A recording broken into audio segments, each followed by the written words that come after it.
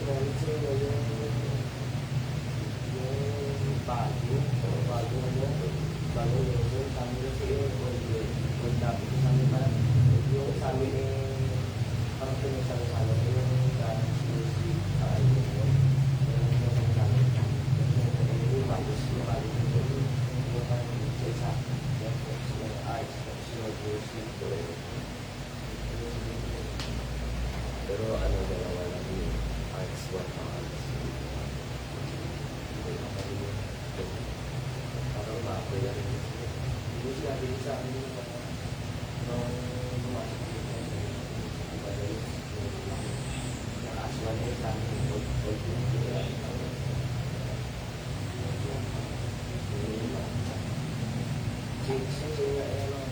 sa isa, yung sa amin, ang mahal.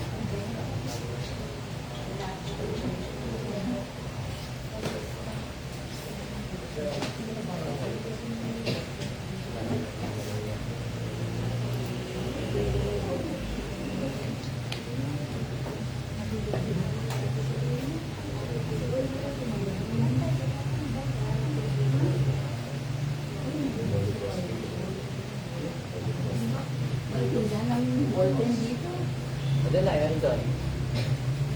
Yan lang ang kanon din. Lagay nyo lang yung bayad yan.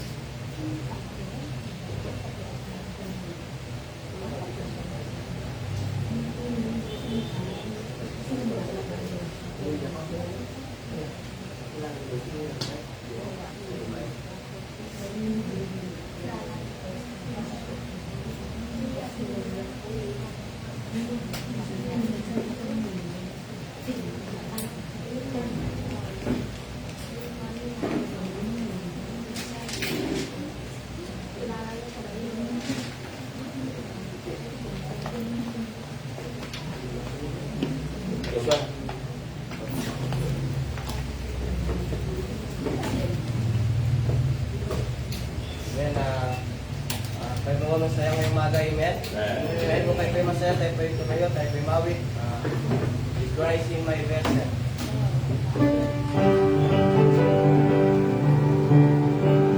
Christ in my vessel, where is he?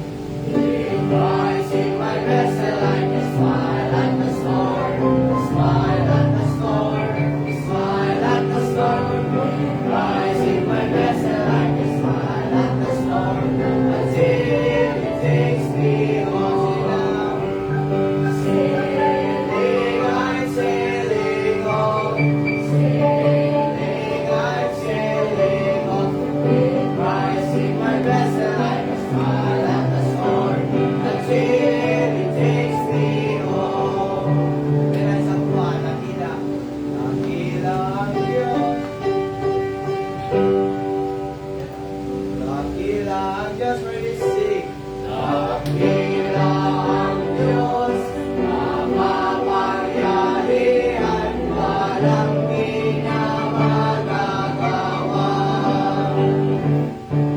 Nakila ang Diyos, makapangyarihan, walang di na magagawa. Mundo ay kanya, at ang kanyarihan, ikha niyang mga bituin. At walang nakila ang Diyos, makapangyarihan, walang di niya magagawa sa'yo. Kaya nabuksan pa natin ang Bible sa Proverbs chapter 3.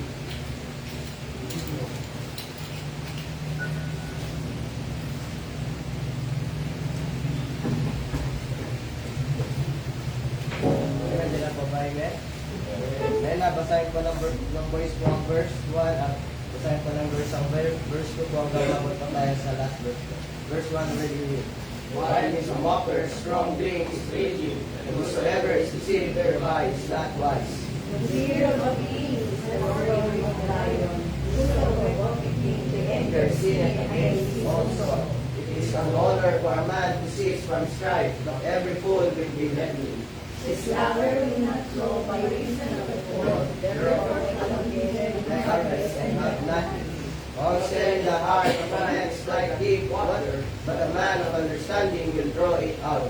Most men will proclaim everyone's own goodness, but the ignorant can find.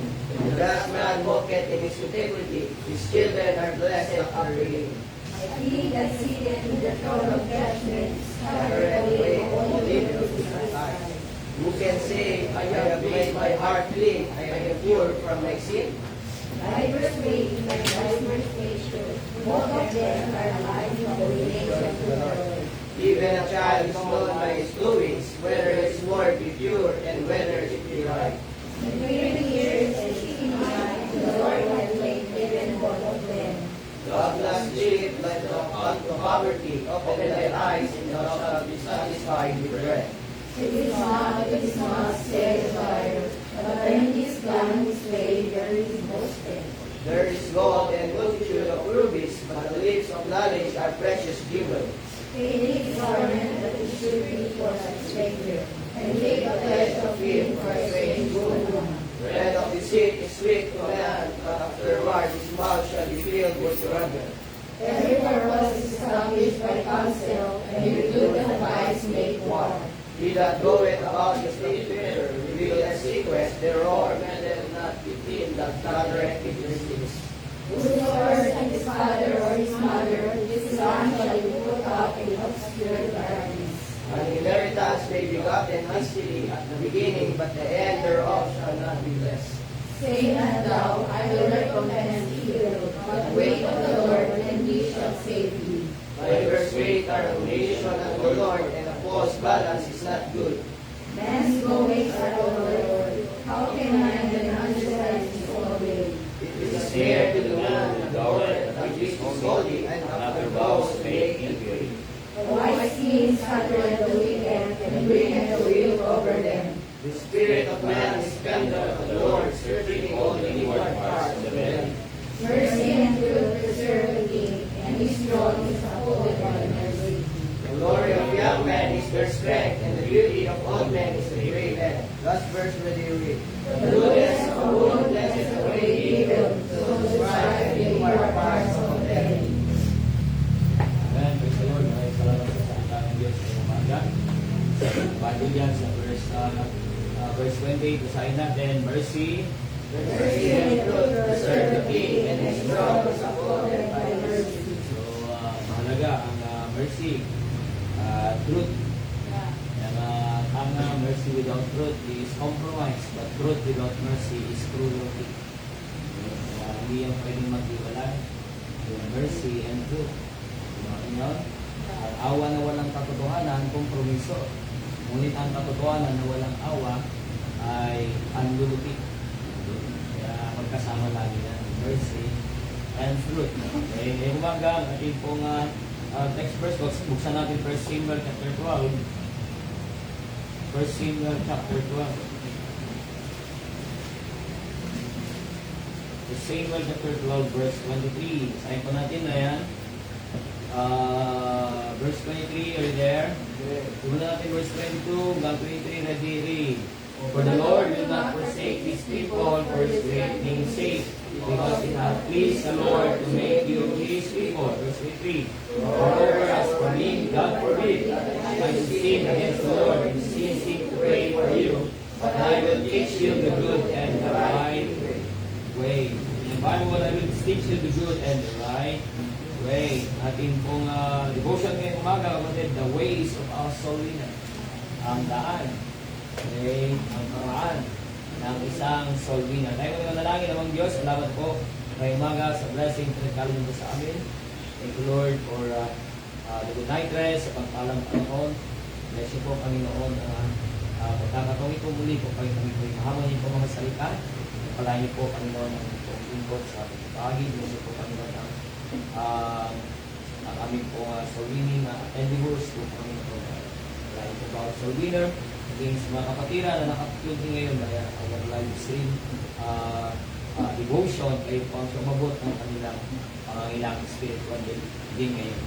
Hamon po sa amin po nga paggawa po Panginoon sa inyo. Salamat po sa biyaya sa pangalan ng Panginoon Jesus. Amen. Kayo ay mga kupo. Maraming salamat sa bawat isa. So, hindi nga makalimutan, kapatid, amen. Ang makalimutan ko ay linggo bukas, amen. So, let's be excited today. Ayan, mainit na agad, di ba? Okay. June na, pero sa akin pa rin, di ba? So, ganun pa man, mga kapatid, amen. Dapat mas lalo tayong mainit para sa gawain ng Diyos, amen. Ang nating kakalimutan, kaya marami akong mga gusto mga gawin natin. Pero alam niyo yun, we are lack of minsan opportunity at kulang tayo ng tao na pwedeng gagamitin. Kaya sabi ko nga, tayo ay talagang occupied na ay napaganda na ating pong magawa ang lahat ng ating gagawin para sa Panginoon. Amen? Bukas ay Father's Sunday, amen? Kaya mag-imbita po tayo ng mga tatay. Sila the opportunity, mag-imbita po ng tatay. Ngayon sa ating area, sabi ko meron na kung hindi talaga kailangan. May ang ating, yung sayang people ay meron akong i-assign sa mga young people natin para i-minister nyo. Minister yung mga young people. Ay mga young people. Ang iswan ay ilalagay po si Abby, ay Isto pala, saka si Lala. Kung kayo sa Isto, sa Isto si Lala. Para pakita si Abby, para meron pong ladies yan, young people, girls pala, mag-minister sa mga young people girls. Yan sa Isto. So dito sa Iswan, iwan si Faith, saka si Noraline. Si Noraline, medyo pagkain yan ka. Kailangan na mag-minister kasi kita mo yung mga ganyang galaw ay medyo iba na yun. Oo, kaya huwag tayong maging kaya at huwag tayong magka-assume. Oo, kasi yung mga galaw medyo ano yun, nagsisimulang nagpapagaya.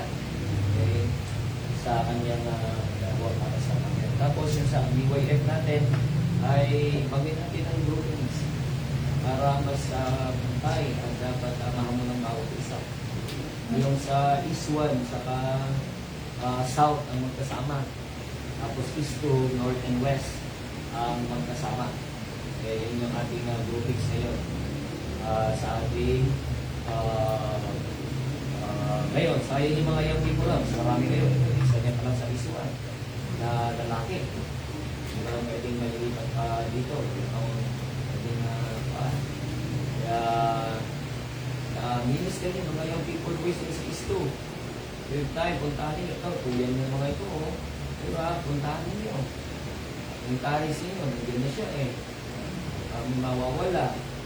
Naman. Kaya, ikaw, si Angelo, minister, abot sa kanila. Kaya sabi ko, ay kayo tinuturuan para kayo ay makapag-minister na sa iba. Kasi kung hindi kayo makapag-minister sa iba, anong kwentang aking tinuturo na sa inyo? Okay, blessing comes after obedience, not comes after understanding. Wala niya. Blessing comes after obedience, not after understanding. God blesses obedience, not understanding. Kasi bakit? Kahit nauunawaan mo, pag hindi ka naman sumusunod, wala kang papalain.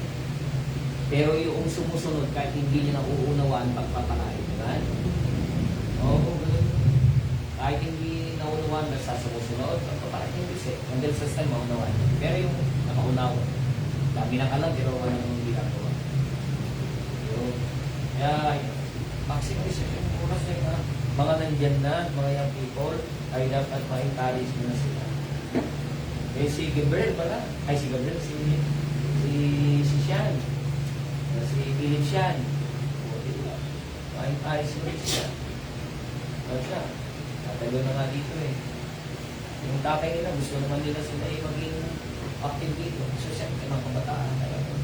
Hinihila ng sarili ko lang. Kaya, gano'n din lang kayo. Dapat magkaroon talaga kayo ng pagsusulit ka na sila ay ma-encourage sa kanila. Ay, hindi lang kayo. Oo.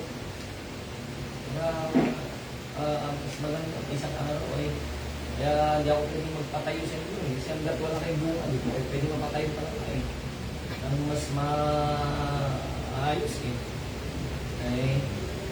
May maganda, meron ka na talagang sinasabi. Ano nga niya? Oo. Meron ka na sinasabi. Meron ka na ng-minister, meron ka na talagang bunga, talagang personal. Yun yung nagbibigay sa inyo ng authority. Yung bunga nagbibigay sa atin ng Diyos.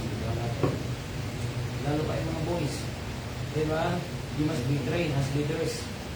And then you must be kayo. Sa labas na kayo nung mula naman sa simbahan, ang dami yung mga barka-barkada eh. Eh bakit nandito hindi nyo kayang akayin nila ng mga nagyan na kayo? Pero bukas wala man tayong BYF, practice sa Bayang Ligtas. Kasi i-present nyo yan sa Bring Your Classmates Sunday sa July 3. First week, yung Bring Your Classmates Sunday. I-present nyo rin yung sa Bayang Ligtas. Kami practice bukas sa Bayang Ligtas ng alauna. Then we'll have also a fellowship, divided fellowship ng men and ladies bukas 1 o'clock din. Maximize din oras natin, diba? Men and ladies, may walay tayong fellowship bukas sa mga walang practice. Okay?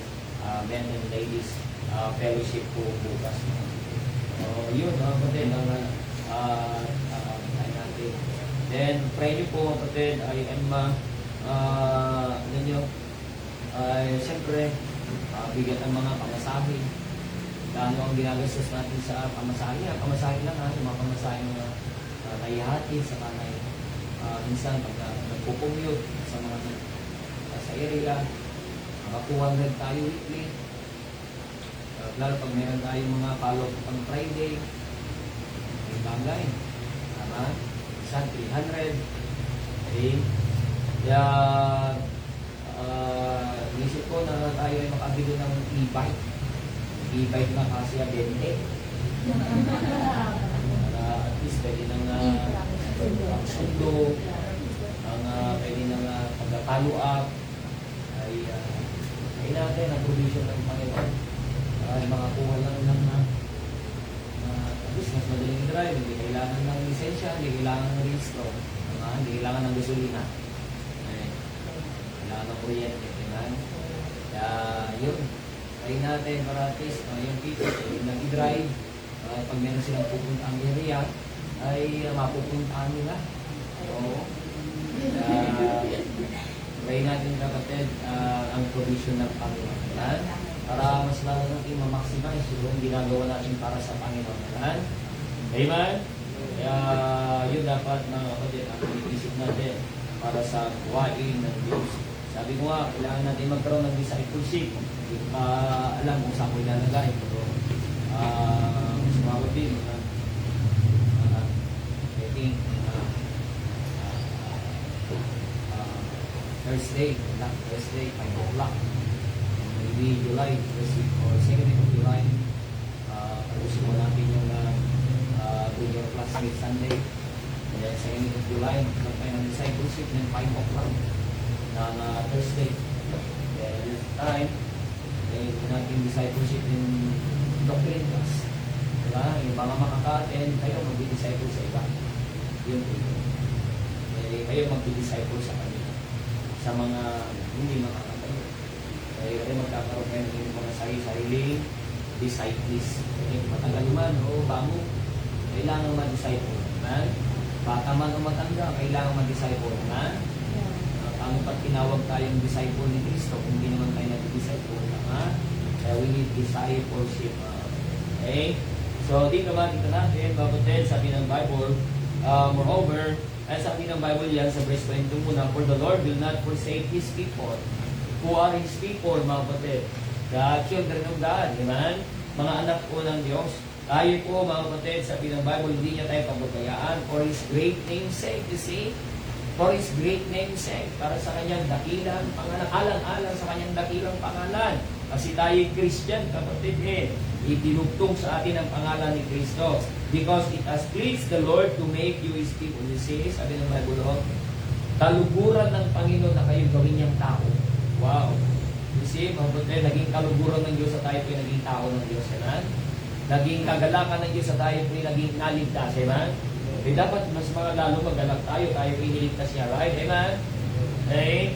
Kaya dito makita po natin, mabuti, sabi ng Bible yan, moreover, as for me, God forbid that I should sin against the Lord in ceasing to pray for you, but I will teach you the good and the right way. So the ways of a soul winner. Number one, mamanit, sabi ng Bible, the good way. The good way. Siyempre, ang daan ng mga soul winner ay ang mabuting daan. Hindi ang dating daan, kundi ang mabuting daan. The good way, sabi ng Bible. Okay? Merong mabuting daan. Pero alam niyo po, sabi rin po ng Biblia, there's a way that seemeth right unto a man, but the end thereof are the ways of death. Meron din namang daan at inabagat tama sa paningin ng tao. Ngunit ang dulo nito, sabi ng Bible, ay dulo ng kapahamakan o kamatayan. The ways of death. Sabi ng Bible. Kaya maraming mga napapahamak at maraming mga Kristyano rin po, mga kapatid, na sila ay napapahamak. Sabagat bakit? Akala nila yung daan na dinadaanan nila ay ayos na. Ayos sa kanilang paningin kasi. Kaya not according our way, mga kapatid, amen? According to the ways of God for us. And that is the good way. Sabi ng Bible, that teach you the good way. Kaya kung merong good way, merong bad way, right? Amen? Merong bad way. Okay? Kaya dapat doon tayo sa good, mga kapatid. Kailanman hindi naging mabuti ang good, amen? Kahit hindi naging mabuti ang bad, amen? O, mga sa sanglibutan, ang bad ay okay sa kanila, di ba? Bad boy, di ba? Bad girl, di ba? Mabuti sa kanila yung pagiging bad. Oo. Pero ang Diyos, mga kapatid, ang good ay good, ang bad ay bad. Never that bad became good and good became bad. Oo, hindi pwede yung mga kapatid. Lagi po yan ay magkaiba. Lagi po yan ay magkahiwanay. Lagi po yan ay magkasalungat. Kaya nga dapat alamin natin ang good way. Kung yan ay good way, mga kapatid, amen, hindi lalapit tayo sa Panginoon, amen? Okay? We are being led to the Lord, mga kapatid. We are being directed unto the Lord. Kaya that must be our way, mga kapatid, na mga anak ng Diyos, the good way. Kaya dapat piliin natin yung mabuti, amen? Okay? Kung tayo pipili, piliin natin yung good way. Oo, kung pipiliin yung bad way. Kung gaya ngayon, nandito ka, ibig sabihin, pinili mo yung good way, amen? Amen? Oo. Walang gitna. Kaya nga, nalalagay sa alanganin, mga kapatid, ang marami. Kasi bakit may gitna eh? Okay na mo, maging kaligtasan, may gitna sila, may purgatorio. They want to play safe. Kaya reliyon, they want to play safe dahil hindi na alam kung paano nila matiyak ang langit. Ginawa na lang nila may gitna. Ginawa na lang may purgatorio. Oo. Gumawa na lang sila ng purgatorio para mayroon silang paraan. Anyway, konti lang naman ang kasalanan mo, hindi naman binyal. No, may binyal at mortal siya, may hindi naman mortal. Meron pang mortal at binyal, ano ba yung sa Katoliko? Pag hindi naman pang mortal ba yun, binyal? Binyal na. Pag may binyal sin daw, yan. Pag binyal sin, di ka naman makakatawa. Pero pag mortal sin pa lang naman yan, pwede ka pa sa purgatorio ka muna. Hanggang purgatorio ko muna. Kailangan mo munang magbayad ng iyong kasalanan ng purgatorio. Habang ang iyong mga kamag-anakan nagpipray para sa iyo at sila nagbibigay ng indulgence sa simbahan, pari, until such time, oo, okay, hindi pa rin naman nila matitiyak eh. Kahit tanongin naman sa pari, okay, yung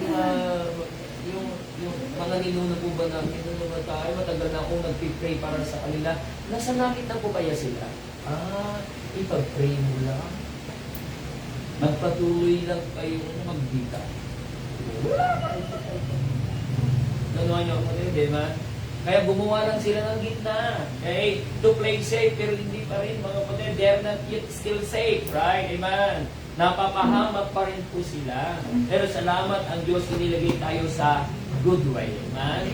And the good way. We are on the good way. Kaya ito po yung pagpatuloy natin, kapatid. Natahatin po natin ang landasin ito para sa Panginoon. Not only the good way, sabi ng Bible diyan, kapatid, I will teach you the good and the right way. What is that right way? The godly way.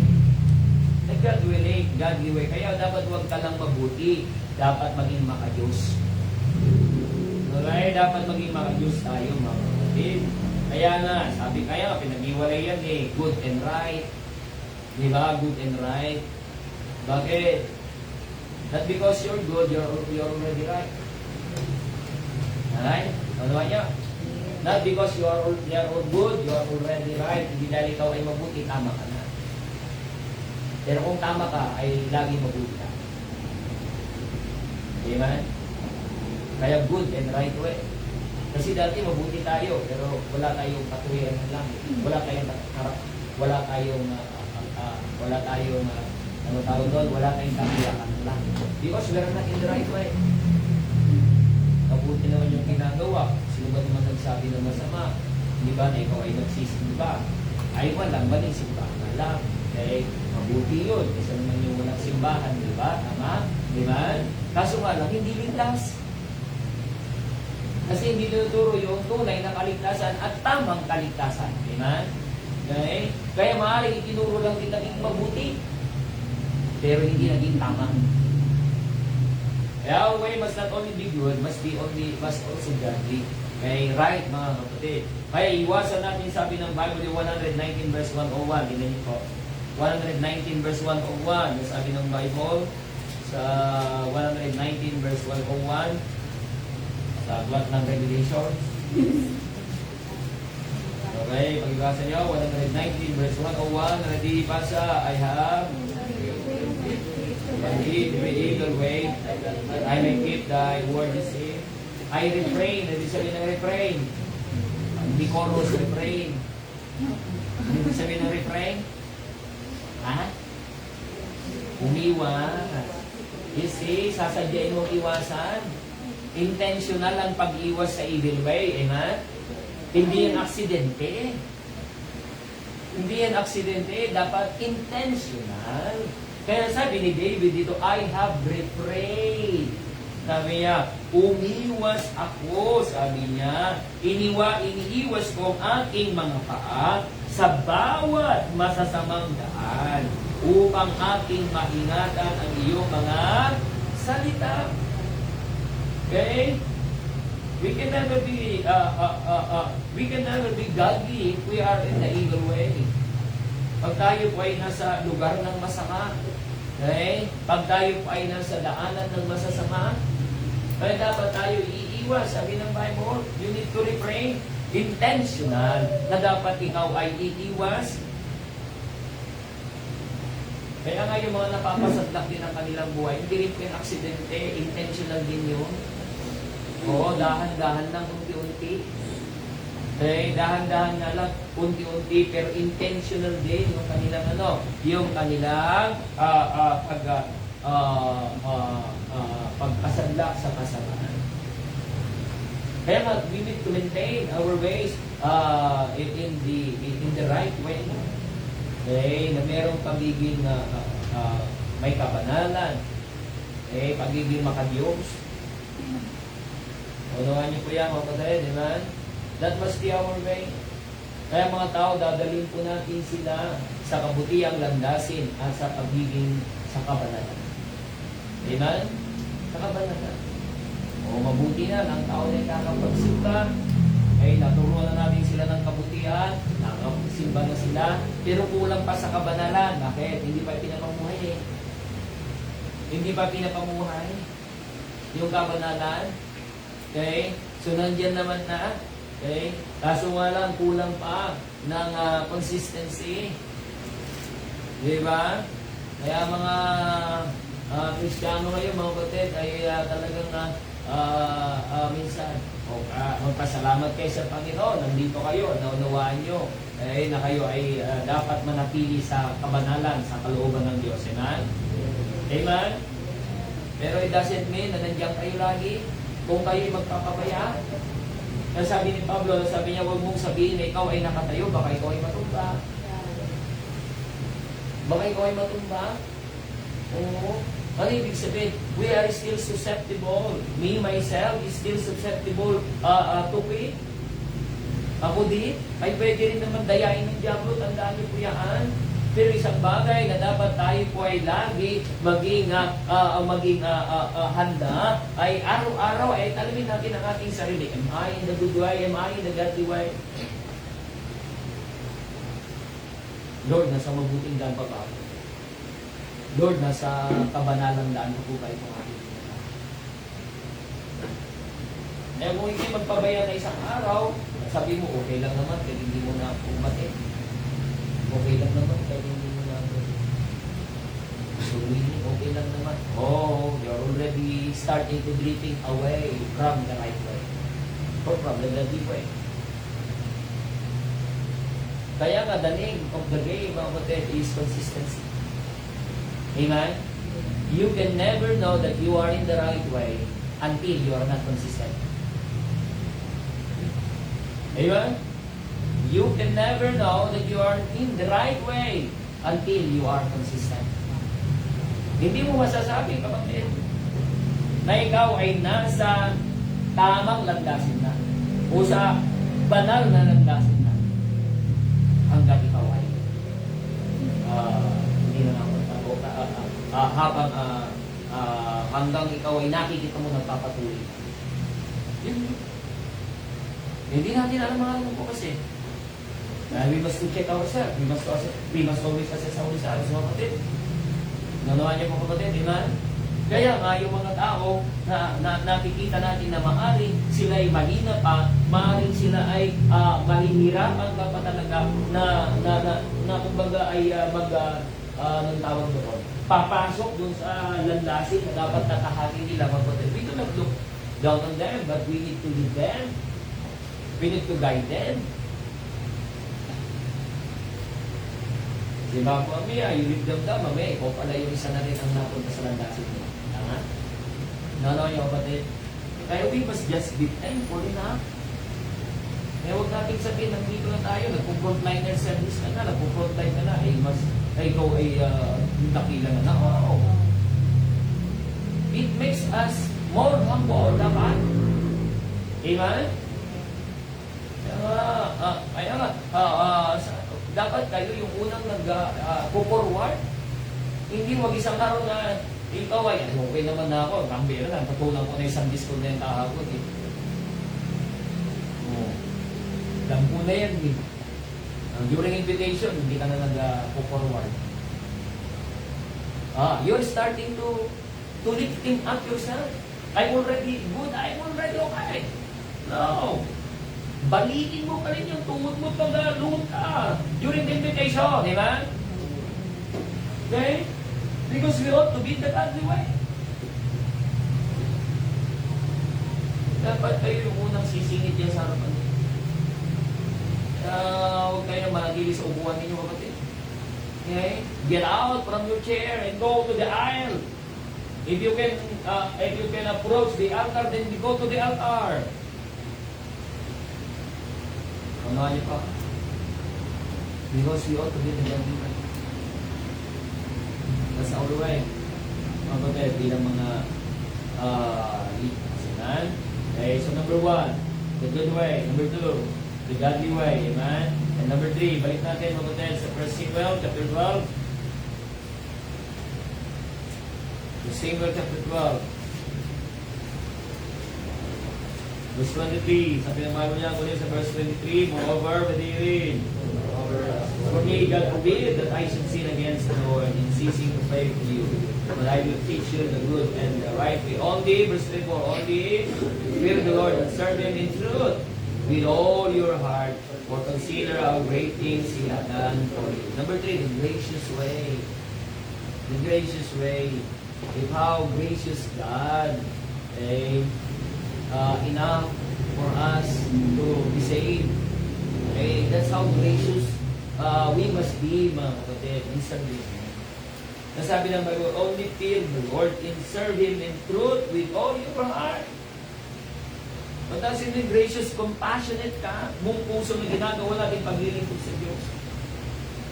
Okay?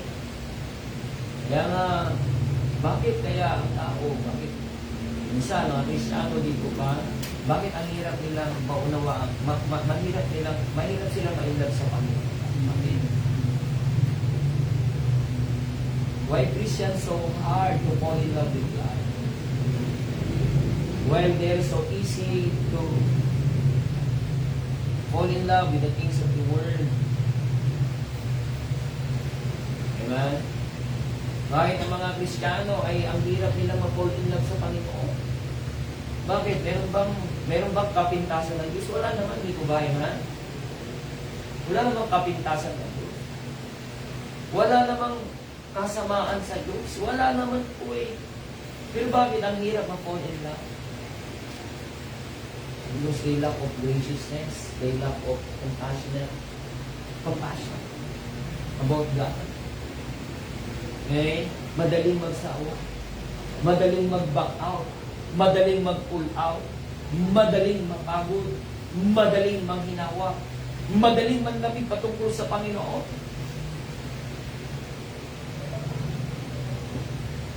Pero yung estudyante naman nagsusumikap mag-aral, kahit naman masungit yung teacher niya, hindi naman yung sinabi sa teacher niya, ma'am, hindi na ako papasok ha.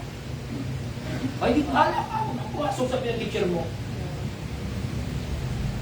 Pero nung pastor naman nagsalita, sabi niya, nakaka-open si pastor. Wow. Yung mga nagtatrabaho naman sa kumpanya, hindi naman lahat ng pagkakataon, yung boss ay maayos, pero sinabi mo sa boss mo, nakaka-open si boss, huwag na akong pumasok. Ay, di ba?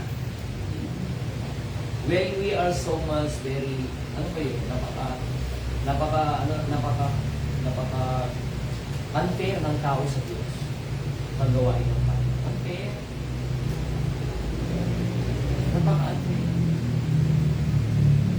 Pagpunta naman ng SM, hindi lahat ng pagkakataon, maayos ang servisyo nila, pabalik-balik naman sa SM. Amen? Amen? Pero sa simbahan, tinamaan lang yung kanyang ego, na ako makapagsimba, na ako matugad, lack of graciousness.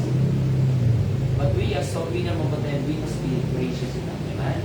Because God is so gracious for us. Amen? God is so compassionate for us. And sabi ng Bible, only fear the Lord and serve Him with all your heart. Kaya maunawaan natin yung gaano kabiyaya ang Diyos sa atin. Okay? Dahil nga, yun dapat yung ating daan, ating nilalakaran, mapatid. Amen? The graciousness of God in our life. If we will drift away from God's graciousness, akala natin, kapatid, tayo na yung magaling. Akala natin, kapatid, tayo na po, kapatid, ang gumagawa sa ating buhay. We do not acknowledge anymore the graciousness of God in our lives. Amen? Darating ang pride. Sisilang ang pride. Pagmamalaki at iwas sa kalooban ng Panginoon ba? We must be in the gracious way. Amen? So the ways of a soul winner, number 1, the good way, ang mabuting daan. Number 2, the godly way. Number 3, the gracious way. And number 4, mga kapatid, kaya sinasabi ko sa inyo kanina, yung Proverbs 16:25. Kala niya? Proverbs 16:25. Sabi niya, Proverbs 16:25. Ay sinasabi ko sa inyo kanina, di ko ba? Ready ba sa? There is, but the end thereof are the ways of death. Sabi na po, there is a way that seemeth right unto man, but the end thereof are the ways of death. May mga daan, akala ng mga tao tama. Pero mga daan ito ay daan ng kamatayan. Dahil po, hindi lang sa mga non-Christian yan eh. Hindi lang sa mga believers, pati sa mga believers. Okay? They also tend to go to the way that lead to death. Ano yung death? Death ba na kamatayan? Hindi lang yung death na kamatayan. Hindi lang yung death na nakapama ka sa impyerno. Kasi ibig sabihin ng death, mga kapatid, pagkahiwalay. Separation. Death means separation, amen?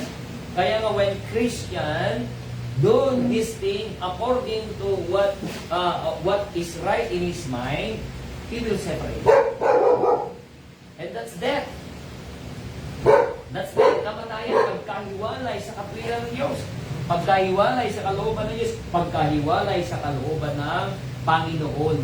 Amen? Kaya dapat tayo mga mamamalakaya o mga soul winner, mga kapatid, we must be in the guiding way. Amen? We guide people. We guide people unto the Lord. Okay? Our ways must be a guiding way. Oo. Dapat ikaw ay diya na. Kaya pag ikaw ay susundan ng tao, mga kapatid, dapat yung tao sumusunod sa iyo, hindi mapapahamak. Amen?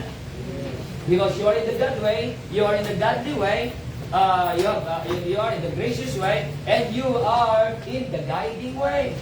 You are being guided accordingly, and you guide people also accordingly. Okay? Ginaguide mo ang Panginoon. Ba? Guiding way.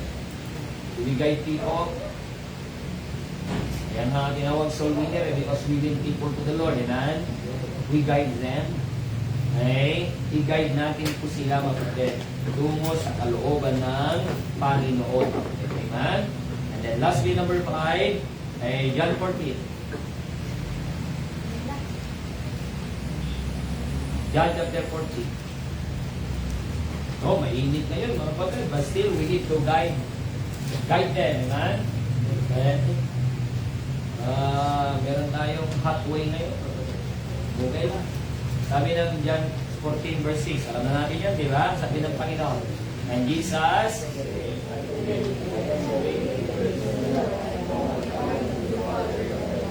amen. What is that, kapatid? Sabi ni Jesus, I am the way. That is the glorious way. The glorious way. Jesus is the way. Okay?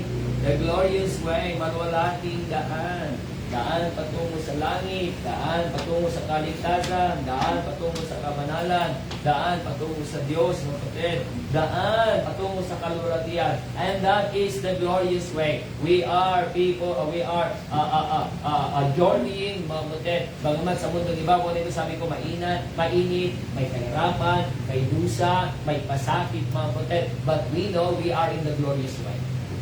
Amen. We are in the glorious way, because we will end up there in the glorious promised land, heaven. Amen? Amen? Okay? Kaya, huwag kayo may minawa. Huwag magsawa, mga kapatid. Kundi galatin natin ang kalwalatian ng Panginoon, mga kapatid. Tayo po'y mag-akay ng kaluluwa, dalhin po natin sila sa glorious way. Okay? Walang iba kundi ang ating Panginoong Heso Kristo, mga kapatid. Amen? Bukas, mga kapatid, amen? We will be in the church because we know the way. We ought to be godly, mga kapatid. Amen? We don't be only good, mga kapatid, but we need to be godly. We need to be gracious. Okay? Kaya dapat maglaan tayo ng oras, maglaan tayo ng panahon. Okay? Maglaan din tayo ng kayamanan para sa gawain ng Panginoon. Because we are the gracious way. If not, Christ gracious unto us. Di ba ba? Kung hindi gracious ang Diyos sa atin, wala tayo dito, kapatid. Nasabi niya, kapatid, di ba? It is of the Lord's mercy. Because of His graciousness that we are not consumed. Okay? Ay hindi pa tayo kanyang pinapatay sa ng bigla.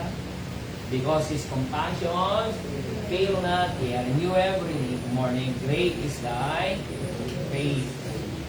Kaya we need to be contented and be consistent, kapatid, about the ways of the Lord for us now. Amen? Kaya salamat na tayo natagpuan. Iniligay niya po tayo sa kanyang daanan, sa kanyang landasin, sa ating buhay. Praise the Lord. Maging sa ating mga kapatirang yan, nakatunin, ay natin kakalimutan bukas. Amen?